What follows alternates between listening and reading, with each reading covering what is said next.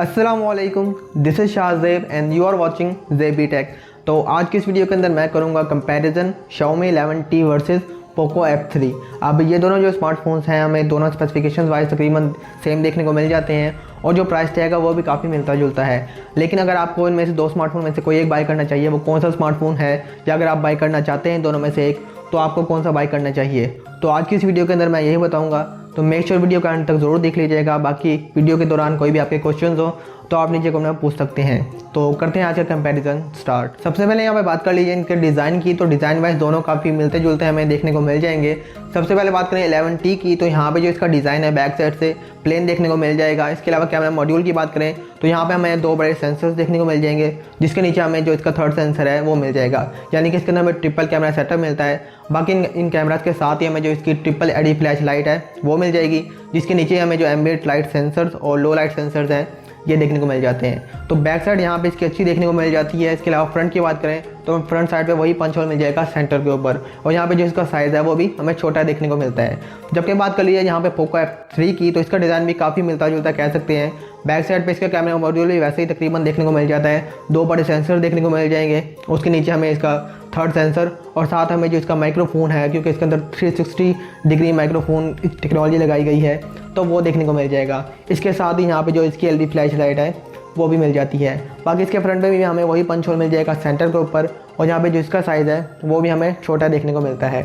तो ओवरऑल यहाँ design wise कह सकते हैं कि जो इन दोनों का डिज़ाइन है काफ़ी हद तक सेम देखने को मिल जाएगा। बाकी यहाँ पे बात कर लीजिए इनके डिस्प्लेस की, तो डिस्प्ले वाली साइड से भी काफ़ी हद तक सिमिलर देखने को मिल जाएंगे ये दोनों स्मार्टफोन। सबसे पहले बात करें 11T की, तो ये जो स्मार्टफोन है हमें 6.67 इंच के डिस्प्ले के साथ मिल जाएगा, जो कि एक एमुलेट डिस्प्ले है। और इसके अलावा यहाँ पे जो रेजोल्यूशन है वो फुल एचडी प्लस की मिलेंगी, यानी कि 1080p इंटू 2400 पिक्सल्स। इसके साथ साथ इसके अंदर हमें 120 हर्ट्ज का रिफ्रेश रेट, और यहाँ पे जो टच सैम्पलिंग रेट है वो 480 हर्ट्ज का मिलेगा। तो स्मूथनेस भी काफ़ी अच्छी आपको देखने को मिलेगी, और आपका जो टच रिस्पॉन्स है, यानी कि आप जैसे फिंगर टच करेंगे काफ़ी रिस्पॉन्सिव रहेगा। इसके अलावा इसके अंदर हमें जो गोरिल्ला ग्लास विक्टर्स की प्रोटेक्शन है वो भी मिल जाएगी, तो काफ़ी हद तक यहाँ पे जो प्रोटेक्शन है इसकी यहाँ पे इसकी रहने वाली है। इसके साथ साथ HDR10+ की सपोर्ट मिल जाएगी, तो कलर वाइज काफ़ी इसके अंदर अच्छे देखने को मिल जाएंगे, और यहाँ पे 1000 निट्स तक की जो ब्राइटनेस है वो भी मिलेगी। तो डे लाइट के अंदर आपको इतनी परेशानी देखने को नहीं मिलेगी, आप इसको ईजिली यूज़ कर सकेंगे। तो ओवरऑल यहाँ पे देखा जाए तो इसका जो डिस्प्ले है काफ़ी अच्छा देखने को मिल जाता है।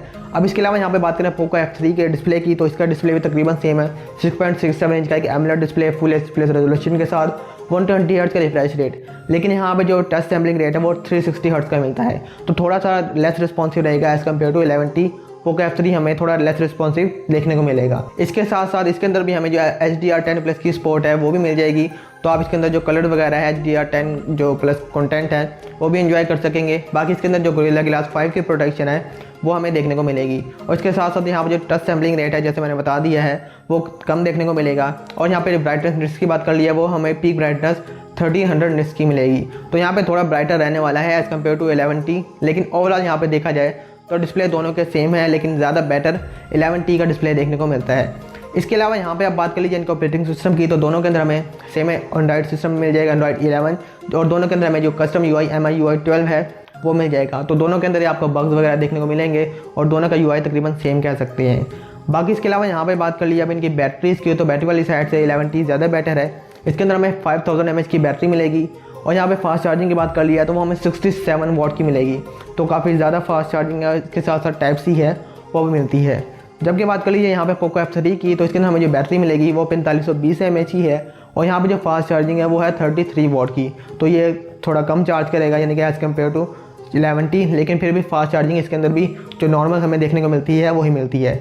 बाकी Type-C इसके अंदर भी है। तो ओवरऑल यहाँ पे देखा जाए तो बैटरी 11T की ज़्यादा है, और जो फास्ट चार्जिंग है वो भी ज़्यादा है, तो बैटरी वाली साइड से भी 11T ज़्यादा बेटर है।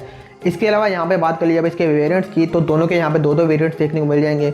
POco F3 की बात करें तो इसका जो एक वेरिएंट है 128 GB स्टोरेज के साथ हमें देखने को मिल जाएगा, जबकि बात कर लिया second variant 8 GB RAM 256 GB storage के साथ, और यहाँ पे जो प्राइसेस हैं 6 GB वाले की हमें देखने को मिल जाएगी 58,000 रुपीज़। जबकि बात करें 8 128 वाले की, तो उसकी प्राइस हमें 76,000 78,000 ऐसे कहीं पे देखने को मिलेगी। जबकि बात कर लीजिए यहाँ पे 11T की, तो इसके भी दो वेरिएंट्स हैं, 8 GB रैम 128 GB स्टोरेज के साथ, और यहाँ पे जो इसकी प्राइस है वो हमें देखने को मिलेगी कोई राउंड अबाउट 79,000 के करीब। और जो सेकंड वेरिएंट है 8GB रैम 256GB स्टोरेज, और इसकी जो प्राइस है वो 83,000 के करीब देखने को मिल जाएगी। और दोनों के यानी कि पोको F3 और 11T दोनों के अंदर हमें UFS 3.1 की जो स्टोरेज टाइप है वो मिल जाएगी। तो दोनों ही फास्ट रहने वाले हैं रीड और राइट स्पीड के अंदर। तो ये दोनों वेरिएंट्स हैं, लेकिन यहाँ प्राइस डिफरेंस की बात की जाए तो थोड़ा देखने को मिलता है 6GB वाले में, लेकिन जो 8GB रैम 128GB वाला 11T का वेरिएंट है मेरे ख्याल से वो ज़्यादा बेटर है। बाकी अभी बात करते हैं तो एंड में मैं आपको कंक्लूजन दूंगा कि कौन सा बेटर है। अब इसके अलावा यहाँ पे बात कर लीजिए अपने स्मार्टफोन के जो कैमराज हैं उनकी, तो कैमरा वाली साइड से भी यहाँ पे जो 11T है वो ज़्यादा बेटर है। बैक साइड पे जो ट्रिपल कैमरा सेटअप है उसके अंदर हमें 108 मेगापिक्सल का जो मेन सेंसर है वो मिल जाएगा 1.75 के अपर्चर के साथ। वही इसके अलावा सेकंड सेंसर 8 का अल्ट्रा वाइड लेंस 2.2 के अपर्चर के साथ, और एक टेली मैक्रो लेंस मिल जाएगा 5 मेगापिक्सल का 2.4 के अपर्चर के साथ। तो बैक कैमरा इसके अच्छे देखने को मिल जाते हैं। जो मेन सेंसर है वो भी लो लाइट के अंदर अच्छा परफॉर्म कर जाएगा। इसका जो अपर्चर है वो थोड़ा कम है, तो आपको जो लो लाइट के अंदर परफॉर्मेंस है इसकी वो अच्छी देखने को मिलेगी कैमरा वाइज। बाकी फ्रंट की बात कर लिया तो फ्रंट साइड पे 16 मेगापिक्सल का एक सेल्फी शूटर मिलता है, और यहाँ पर जो इसका अपर्चर है 2.45f। तो लो लाइट के अंदर ये थोड़ा स्ट्रगल करेगा, आपको डार्क स्टोन प्रोवाइड करेगा क्योंकि अपर्चर इसका ज़्यादा है, तो लाइट जो है सेंसर के अंदर ज़्यादा नहीं जाएगी, तो इस वजह से थोड़ी डार्किश इमेज आपको देखने को मिल जाएंगी। जबकि यहाँ पे बात कर लीजिए पोको F3 की, तो इस स्मार्टफोन के अंदर हमें जो कैमरा देखने को मिलते हैं बैक साइड पे ट्रिपल कैमरा सेटअप के साथ, यहाँ पे जो मेन सेंसर है वो 48 मेगापिक्सल का है, जिसका जो अपर्चर है वो हमें 1.79f मिलेगा। बाकी 8 मेगापिक्सल का वही जो अल्ट्रा वाइड लेंस है वो 2.2 के अपर्चर के साथ, और जो थर्ड लेंस है टेली मैक्रो लेंस 5 मेगापिक्सल का 2.4 के अपर्चर के साथ। तो यहाँ पे मेन सेंसर का डिफरेंस है, बाकी यहाँ पे सेम है, तो ऑब्वियसली मेन सेंसर का डिफरेंस काफ़ी ज़्यादा है 48 108, तो यहाँ पे ज़्यादा बेटर होने वाला है 11T का ही कैमरा। बाकी फ्रंट की बात करें तो फ्रंट साइड पे 20 मेगापिक्सल का सेल्फी शूटर मिल जाता है 2.45 के अपर्चर के साथ। तो दोनों के कैमरास फ्रंट साइड से तकरीबन सेम ही परफॉर्म करने वाले हैं लो लाइट के अंदर, यानी कि आपको डार्क इमेज देखने को मिलेगी। बाकी इसके अलावा यहाँ पे वीडियो रिकॉर्डिंग की बात कर लिया तो दोनों के अंदर हमें जो 4K 30 FPS की वीडियो रिकॉर्डिंग की सपोर्ट है वो दोनों के अंदर देखने को मिल जाएगी, और EIS वो भी मिलती है। इसके अलावा यहाँ पे बात कर लिया अब इनके परफॉर्मेंस की, तो परफॉर्मेंस वाली साइड से दोनों ही काफ़ी अच्छे देखने को मिलते हैं, लेकिन यहाँ पे जो 11T है वो ज़्यादा बेटर मिलता है as compare to Poco F3। Poco F3 के अंदर हमें जो प्रोसेसर मिलता है स्नैपड्रैगन 870 मिलेगा, जो कि 7 नैनोमीटर के आर्किटेक्चर बेस्ड है, एक ऑक्टा कोर प्रोसेसर है। इसके साथ हमें जो GPU मिलता है Adreno 650 का है। जबकि बात कर लीजिए 11T की, तो इसके अंदर हमें जो प्रोसेसर मिलता है वो स्नैपड्रैगन का नहीं है, यहाँ पे MediaTek का Dimensity 1200 मिल जाएगा, जो कि 6 नैनोमीटर के आर्किटेक्चर बेस्ड है और एक ऑक्टा कोर प्रोसेसर है। इसके साथ हमें जो GPU मिलता है Mali G77 MC9 का GPU मिल जाएगा। तो यहाँ पे 6 नैनोमीटर के आर्किटेक्चर बेस्ड है 11T का प्रोसेसर Dimensity 1200U।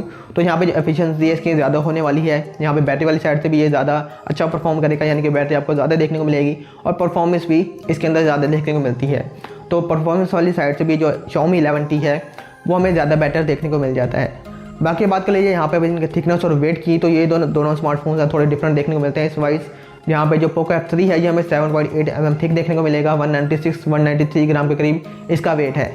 जबकि बात कर लीजिए Xiaomi 11T की, तो इसका जो वेट है वो राउंड अबाउट कोई 203 ग्राम के करीब देखने को मिलता है, और इसकी यहाँ पे जो थिकनेस है वो 8.8 mm की मिलेगी। तो Xiaomi 11T ज़्यादा थिक मिलता है और ज़्यादा हैवी भी देखने को मिलेगा। तो अगर आपको एक स्लिम स्मार्टफोन चाहिए तो आप पोको F3 की तरफ कंसिडर कर सकते हैं।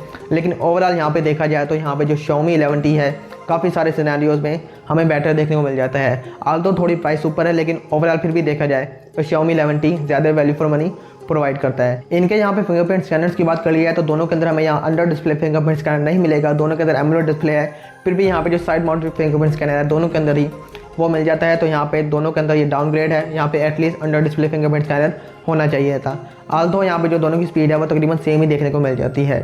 बाकी ओवरऑल यहाँ पे ये कंपैरिजन वगैरह हो गया है, बाकी कोई भी चीज़ मिसिंग है तो आप नीचे कमेंट में पूछ सकते हैं। बात कर लीजिए यहाँ पे फाइनल कंक्लूजन की, तो जैसे मैंने पहले आपको बताया कि Xiaomi 11T काफ़ी सारे सिनेरियोज में बेटर देखने को मिल जाता है। डिस्प्ले, कैमरा, इसका परफॉर्मेंस, इसकी बैटरी और वाला डिज़ाइन भी इसका बेटर देखने को मिल जाता है। तो यहाँ पे मेरी चॉइस यही है, और मैं आपको रिकमेंड करूँगा कि अगर आपका बजट है 80,000 के करीब तो आप इसकी तरफ जा सकते हैं Xiaomi 11T। बाकी आपके कोई भी क्वेश्चंस हों तो आप नीचे कमेंट में पूछ सकते हैं, और अगर आपको वीडियो पसंद आई है तो वीडियो को लाइक जरूर कर दीजिएगा। चैनल पर नए हैं, मुझे पहली दफ़ा देख रहे थे, चैनल को सब्सक्राइब कर दीजिएगा और साथ ही बेल आइकन को दबा दीजिएगा ताकि जब भी कोई इस तरह की नई वीडियो आए आपको नोटिफिकेशन आ जाए। तो मैं मिलता हूँ आपसे किसी नई वीडियो में, तब तक के लिए अल्लाह हाफिज़।